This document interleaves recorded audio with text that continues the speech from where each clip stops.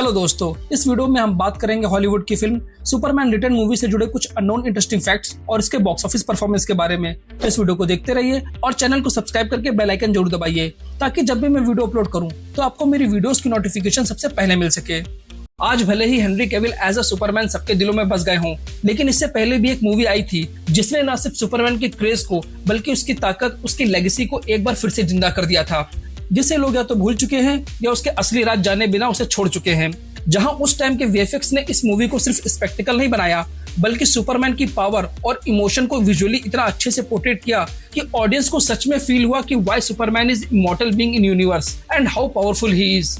हम बात कर रहे हैं 2006 की अंडररेटेड जेम सुपरमैन रिटर्न के कुछ ऐसे फैक्ट्स के बारे में जो शायद आपको हैरान कर देंगे, जिसमें आप जानेंगे कि कैसे 20 साल लग गए इस मूवी को बनने में और क्यों इसके बाद सुपरमैन के आगे के प्रोजेक्ट्स को रोक दिया गया, कौन कौन से फेमस और नॉन फेमस एक्टर सुपरमैन के लिए कास्ट होने वाले थे और कैसे कास्टिंग हुई ब्रैडन रुथ की, जो इस मूवी को करने के बाद कहां गायब हो गए और इस वक्त वो इंडस्ट्री में है भी या नहीं।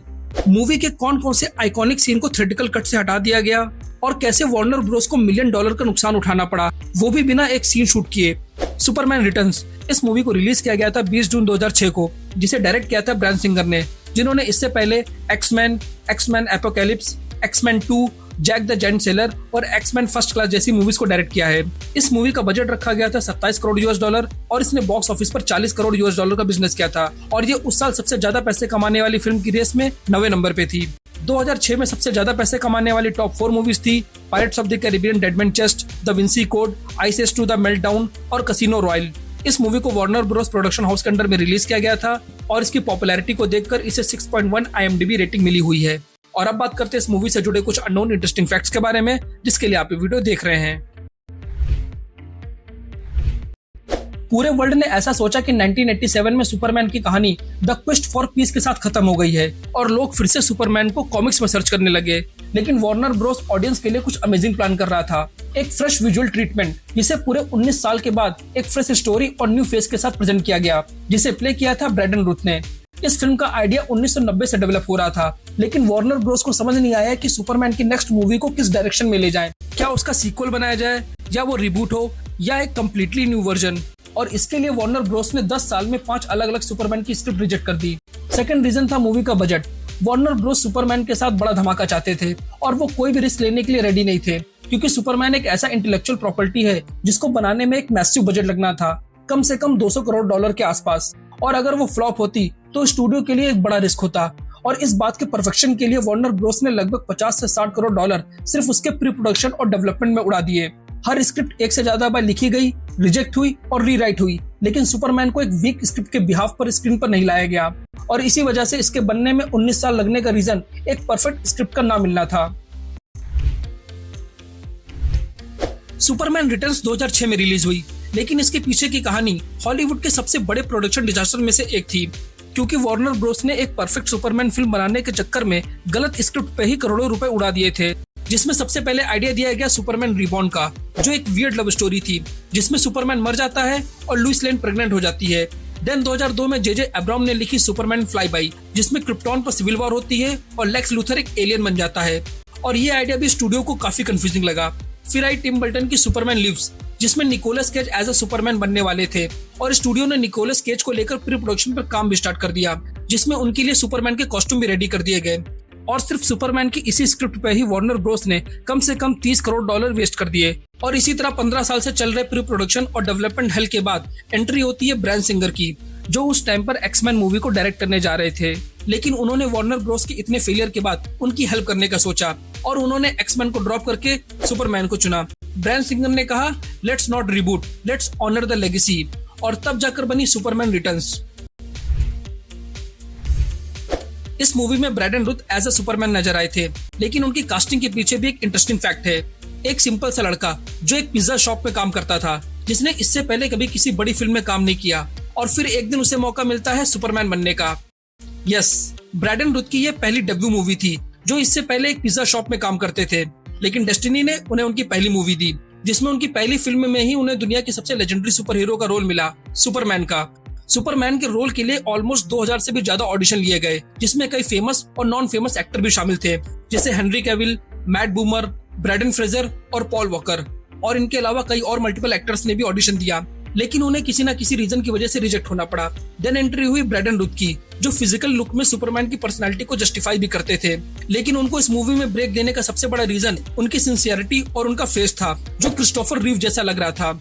और ये वही है जो 1978 की सुपरमैन मूवी में नजर आए थे, और इसी प्लस पॉइंट की वजह से उनको सुपरमैन के लिए सिलेक्ट किया गया। और इस मूवी के रिलीज होने के बाद उनकी पॉपुलैरिटी काफी बढ़ गई थी और कई मल्टीपल प्रोजेक्ट्स भी मिलने लगे, लेकिन वो इसके second part man of steel का वेट कर रहे थे, जिस वजह से उन्होंने कई मल्टीपल प्रोजेक्ट्स को छोड़ दिया। लेकिन उस टाइम पर स्टूडियो फाइनेंशियली सेकंड पार्ट के लिए रेडी नहीं था, और due to lack of time वो और प्रोजेक्ट्स में इन्वॉल्व हो गए, जो इतने फेमस नहीं हुए, और इसी वजह से वो इंडस्ट्री में दोबारा शाइन नहीं कर पाए। बात करें मूवी की एक्शन की, जो अपने आप में ही टॉप नॉच और अनफॉरगेटेबल था।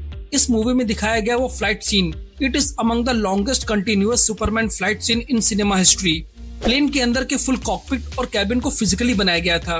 पूरे सेट को 360 डिग्री रोटेट करने के लिए एक ह्यूज गिम्बल मशीन को यूज किया गया, जिसमें actors literally up and down घूम रहे थे। वीएफएक्स टीम ने इस सीन को शूट करने के लिए एडवांस सीजीआई और रियल वेदर सिमुलेशन का यूज किया, जो नासा के वेदर सिमुलेशन रिपोर्ट के अकॉर्डिंग तैयार किया गया था, फॉर क्लाउड्स, स्पीड डिस्टॉर्शन और अर्थ कर्व जैसी थ्योरी को समझने के लिए। और सुपरमैन जब प्लेन के नीचे आकर उसे होल्ड करता है, वो ग्रीन स्क्रीन नहीं, एक्चुअली वायर वर्क था। प्लेन क्रैश सीक्वेंस सिर्फ एक एक्शन सीन नहीं था, वो सुपरमैन का लेजेंडरी कमबैक था, जैसे वो सिर्फ एक सुपर हीरो नहीं, एक कैलेस्टिकल गार्जियन हो। बात करें सुपरमैन के कॉस्ट्यूम की, तो 1978 वाले सुपरमैन के पास एक bright red cape, royal blue suit और छाती पर वो बड़ा सा एस था। और सुपरमैन की ऐसी ही इमेज हम सबके जहन में बचपन से बसी भी है। लेकिन जब सुपरमैन ने 19 साल के बाद वापस एंट्री ली, तो उसके कॉस्ट्यूम को भी रीडिजाइन किया गया, जिसे डिजाइन किया था लुइस मिकबैच ने, जो एक्समैन के भी कॉस्ट्यूम डिजाइन कर चुकी हैं। और इस बार सुपरमैन के कॉस्ट्यूम में फैब्रिक को ज्यादा टेक्सचर्ड कर दिया गया, केप के ऊपर विनाइल लेदर मिक्स किया गया, जिससे केप थोड़ा हैवियर और एरोडायनेमिक वाला लुक दे।